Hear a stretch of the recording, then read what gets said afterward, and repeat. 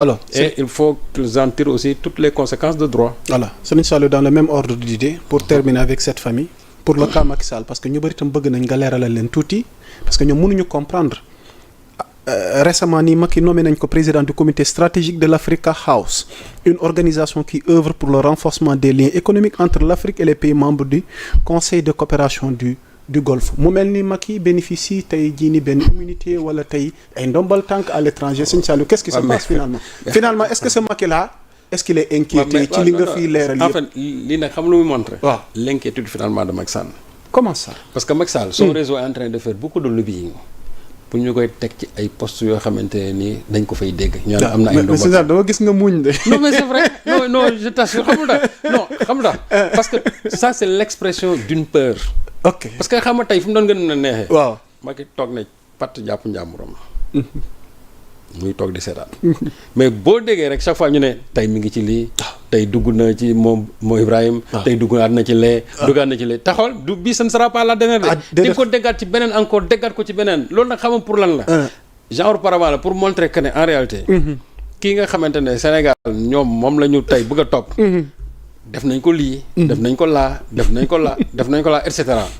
mais loolu mënu ko absoudre ci li nga xam ne moom la def ci réew mi. parce que li mu def ci réew mi mi ngi nii ne weng te dara mënu koo dindi. léegi nag Africa House boobu nga xamante ne dégg naa fa keroog muy wax naan woy. waaw jël na discours de. il parlait au nom de l'Afrique, Serigne Saliou. mais ba mu pare. waaw moom dafa waroon rus xam lu tax parce que il devait se dire waaw man li muy wax nii est-ce que waruma cee gis sama bopp. ok. parce que bu ci waroon gis boppam. moom moo tax mu ne pays africains yi lan moo tax ils ont ceci am nañ léegi lii mais mënuñoo dem. moo ko wax de. waaw mais moom il n'a pas dirigé ce pays pendant 12 ans. exactement fekk fi ay ressources. waaw fekk fi loolu lépp muy wax fekk ko fi. waaw et pourquoi le pays n'a pas décollé. parce que xamul tax. parce que ñu mel ni moom ñu ci bëri ñoom ñoo jiite Afrique ñu mel ni moom bu ñu ñëwee. d'abord dañuy promouvoir tout ce qui est détournement de deniers publics. dañuy promouvoir la famille au détriment tout simplement de la patrie. lu ñu promouvoir ay comment dirais-je sàcc xaalis bu dul jeex. corruption et en plus aussi privilégier les étrangers moom la fi def.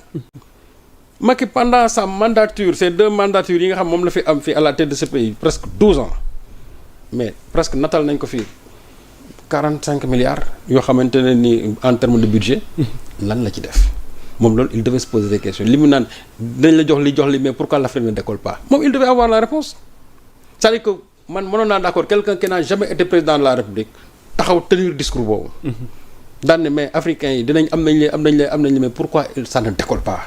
Là tu cherches tout simplement des réponses par rapport aux questions posées. mais moom question yi mu posé wu. il a déjà fourni la réponse. donc moo tax ma ne Macky Sall xamatul sax actuellement ndax moom xamatul ne mus na nekk président de la République parce que quelqu'un qui a été président n'aurait jamais parlé de la façon dont il a parlé. moo la keroog bu ma ko déggee ay reen dafa mu jàpp parce que dama ne boo déggee kii di wax da ngay defee ne musul jiite réew. il a parlé de la dette. fukki at ak ñaar. dégg naa ko muy waxu dette.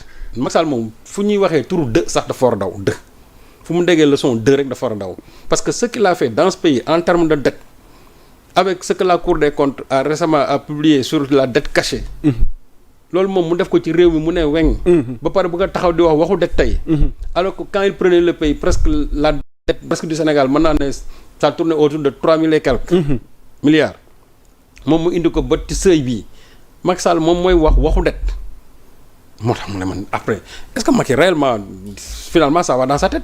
parce que nit koo xam ne ni yow sa dëkk da nga ko suuxal ci ay dettes. waaw yow tout ce qui est ressource dans ce pays da nga koo suuxal yow tout ce qui est comment dirais-je de bonne pratique dans ce pays là da nga ko nax saayal.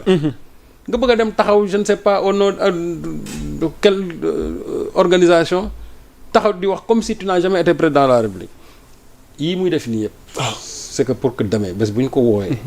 ñu ne oui le président d'Africa House pour terminer waaw le président d'Africa House quel est l'objectif réel de Macky Sall lan moo làkku ci ginnaaw lobbying bi chaque fois ndombal tànk chaque fois voilà donc. on va demain brandir tous ces titres bu ñu ne Macky Sall convoqué nañ ko devant la haute cour de justice bu ñu wax ñu ne gis nga de dëkkam de ñoom ñu ngi koy alors que il a été bi mu nekk les président def nañ ko président Africa House intégré na moo Ibrahim nekk na Cap xawma lan nekk na fii ñu ne voilà une telle personnalité tey dëkkam gis nga niñ koy def il veut se réfugier derrière ces titres là tout simplement mais jaru ko mooy li wax rek c'est-à-dire que loi xamul loolu lépp gis nga yoon tey bu yeboo moom tous les titres du monde bés bu ko yoon waree teg loxo na jàpp ne yoon na ko teg loxo il ne peut pas faire un lobbying au niveau international parce que xamuñu ñun ce qui nous intéresse c'est d'abord la souveraineté de notre pays Macky moom il mise toujours sur l'œil international mais ñun d'abord on mise sur l'œil national ñun li ñuy gis mooy li nga xam mooy xew d'abord suñu réew moom nag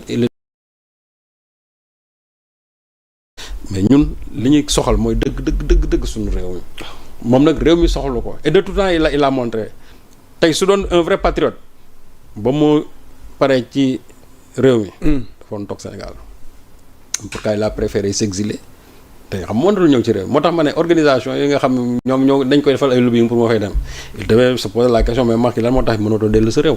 très bonne question. moo tax dellu sa réew yow yaa ngi dem fu nekk ci àdduna bi. yow mën nga dem fu ne tey. sauf le Sénégal. dogguma la keroog gën a ñu gis. ki fa jóge waaw dem di seeti ji ki nga xamante ni moo fa nekk. gis nga ni mu ko accueillir. waaw mais Sénégal man gisuguma fi li nu mel. non mënoo ko gis xamul tax. waaw mënoo ko gis dans la mesure où. en tout cas Abdou Diouf aurait pu le faire. Senghor bi mu bàyyee pouvoir bi. boo xamante ni perte na nguur gi ñemetul ñëw Sénégal il a été le seul président boo xam ne perte na nguur gi jour ba mu defee passage de service ñemewul fanaan Sénégal. balaa ñuy jàll suñu saal fàttali ñu Macky nee nañ nangul fanaan bi yëf yi jeexee. épisode nu mu demati. balaa ñuy jàll nangul fanaan ci guddi gi la jël avion bi. waaw loolu ca bis ba kañ def na passation bi. am na nag ñu nekk présidence moom en tout cas am na ñu ko doon tooñ naan ko mais président mën nga toog ba une semaine mu ne man gars yi dañ ko doon chambre waaw mu ne non il a des urgences xaw ma lan dem rek moom daal dem gi la gisoon yaa ne ko mais toogal une semaine sénégalais yi doy la guñ ci yow mu ne man daal dem rek moom dem la gis parce que jàpp na ne bu fa